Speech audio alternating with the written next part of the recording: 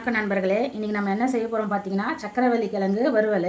அதுக்கு தேவையான பொருள் வந்து ஒரு வெங்காயம், கொஞ்சம் கருவேப்பிலை, சக்கரவள்ளி கிழங்கு ரவுண்டாக அரிஞ்சு தண்ணியில் போட்டு வச்சுருக்கேன், இல்லைன்னா கருத்துரும். அதுக்கு தேவையான கடுகு கொஞ்சம். இது வந்து கோபி 65 மசாலா, அது போட்டால் இன்னும் டேஸ்ட்டாக இருக்கும். நான் அது எடுத்துருக்கேன். தேவைக்கேற்ப உப்பு. பானை வச்சுட்டு எண்ணெய் ஊற்றிக்கலாம்.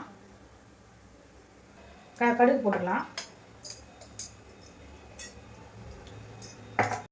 இப்போ கடுகு நல்லா பொரிஞ்சிச்சு. வெங்காயம் போட்டுக்கலாம்.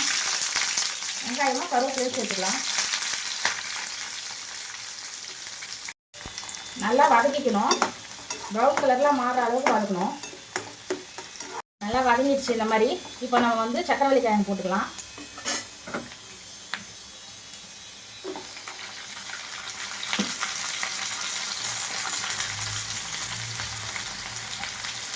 சக்கரவள்ளி கிழங்கு தோல் எடுக்காம தான் நான் சேர்த்துருக்கேன். நீங்கள் அதை அப்படியே போடலாம், ஒன்றும் பிரச்சனை இல்லை. இதை நல்லா வதக்கிக்கலாம். நல்லா வதங்கணும். வதங்கினதுக்கப்புறமா நம்ம உப்பு ஆட் பண்ணிக்கலாம். தேவைக்கேற்ப உப்பு போட்டுக்கோங்க. உப்பு போட்டு நல்லா கலரி விட்டுக்கோங்க. கலரி விட்டுட்டு ஒரு 5 நிமிஷம் மூடி வச்சுருங்க. தண்ணி ஊற்றாதீங்க. இது வந்து அப்படியே வெந்துடும். தண்ணி ஊற்றாமல் நீங்கள் செஞ்சிங்கன்னா நல்லா மொறு நல்லா வரும். குழந்தைங்க நல்லா விரும்பி சாப்பிடுவாங்க. 5 நிமிஷம் வெந்ததுக்கப்புறம் நான் உங்களுக்கு எப்படி இருக்குன்னு காமிக்கிறேன். 5 நிமிஷம் ஆயிடுச்சு. ஓப்பன் பண்ணி பார்க்கலாம். பாருங்கள், நல்லா கலர் சேஞ்ச் ஆகிருக்கும். நல்லா வெந்துருச்சு. சீக்கிரமே வெந்துடும்.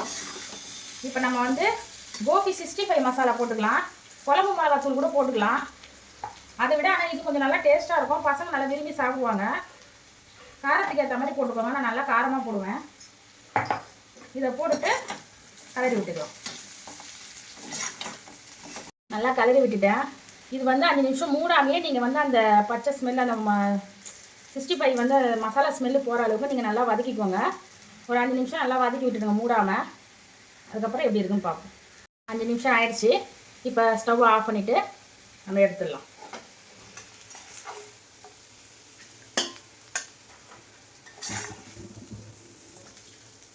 இதாங்க சக்கரவள்ளி கிழங்கு வறுவல். என்னுடைய ஸ்டைலில் செஞ்சுருக்கேன்.